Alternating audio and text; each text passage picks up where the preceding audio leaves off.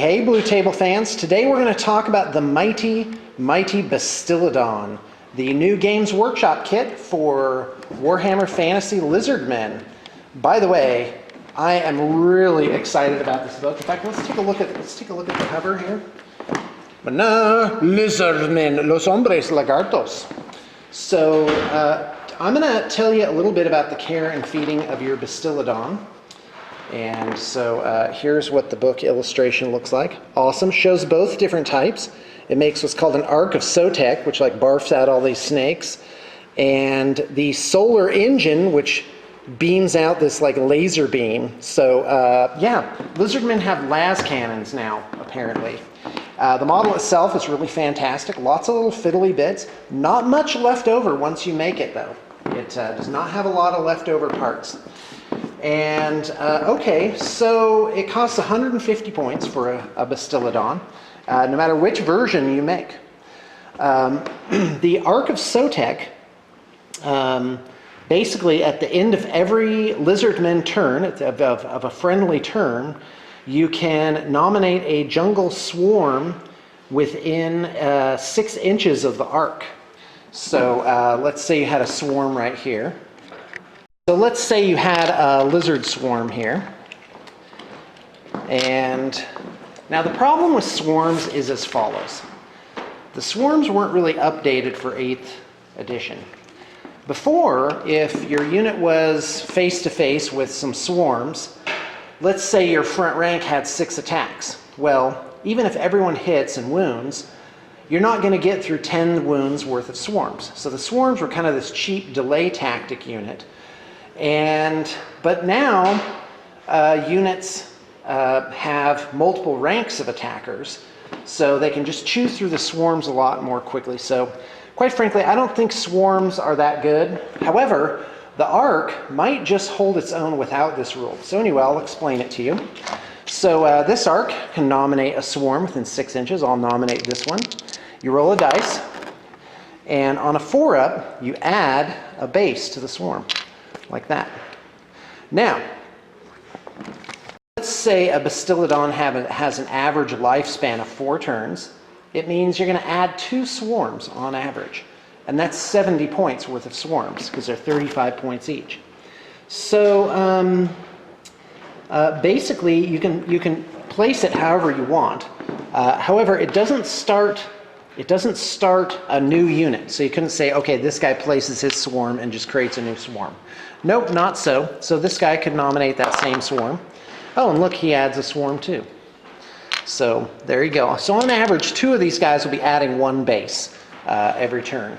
So now that's interesting, because that could very well mean that a couple of Bastiladons could basically just tie up a unit ad infinitum. Now here's another interesting thing for somebody more intelligent than I to talk about. What about redirectors? So could you have a unit of swarms just going in front of the Bastiladon like this and creating like a screen, basically? So my understanding is if a unit, let's say these ogres is coming up here, and let's say they blew through the swarms. Well, the swarms can't flee because they're unbreakable.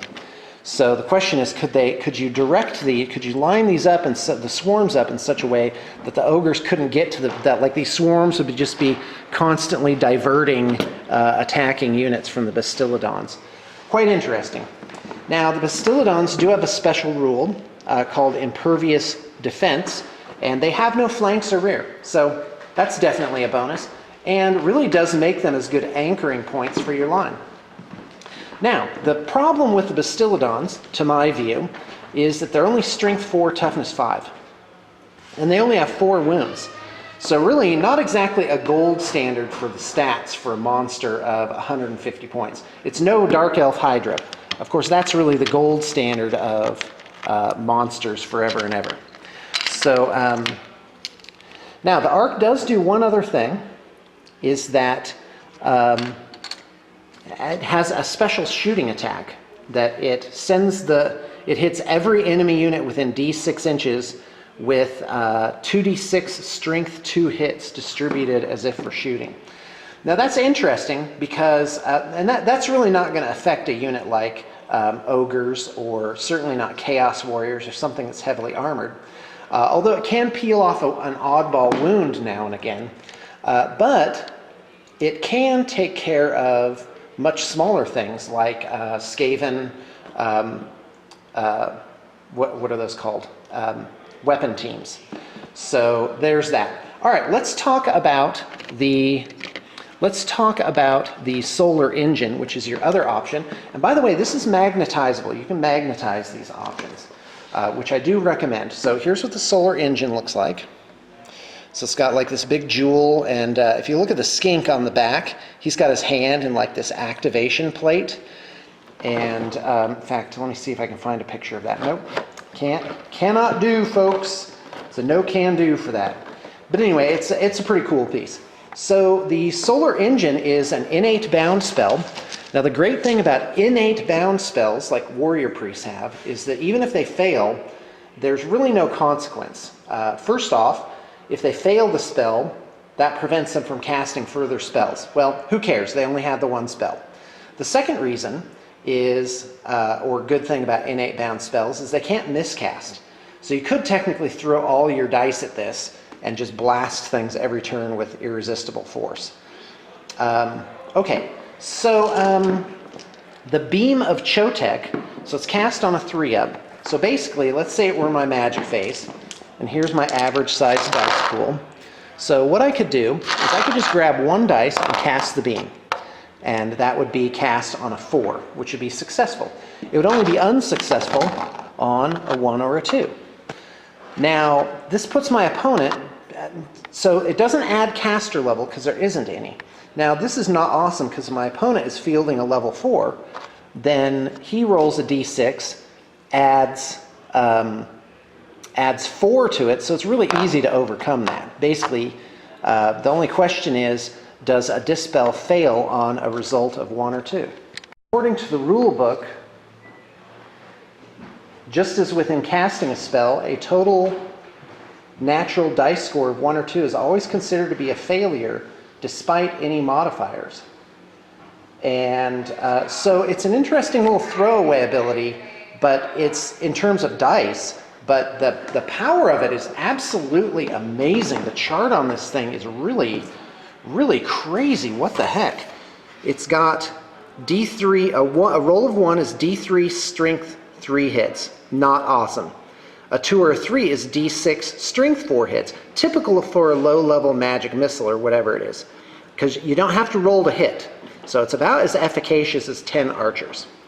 On a 4 or 5, you get D6 strength 5 hits. Now you're talking. That can put a cramp on a larger unit, and can also just blow a smaller unit like fast cavalry right out of the water. And on a 6, you get 2d6 strength 6 hits. And in addition, the target suffers -1 penalty to their weapon skill and ballistic skill for 1 turn. So not that shabby. Personally, I'm going to run 2 of these bad girls and see what happens. Now, they do have a 2-up armor save, so that does tend to make them last a long time in close combat. Against these ogres, they'd have a 3-up against every attack. So if you match up a Bastiladon against heavy cavalry, I would say that they don't have quite as much hitting power, but they definitely have very close to the same amount of staying power with toughness 5 and 4 wounds. So anyway, they do have one last ability, which is, and by the way, they're initiative 1. So they have 3 attacks, but one of them is what's called a thunderous bludgeon. So you get a different colored dice for that. And this is strength 10. Yep. And it gets +1 to hit if it's to the rear arc, which is a nice little feature. So yeah, the thunderous bludgeon, which would not hit in this case, can really turn this guy around. And it's pretty scary for creatures that are heavily armored to have their armor blown away by that strength 10 attack. So not too shabby, in my opinion. All right, folks, that is care and feeding of your friendly local Bastiladon.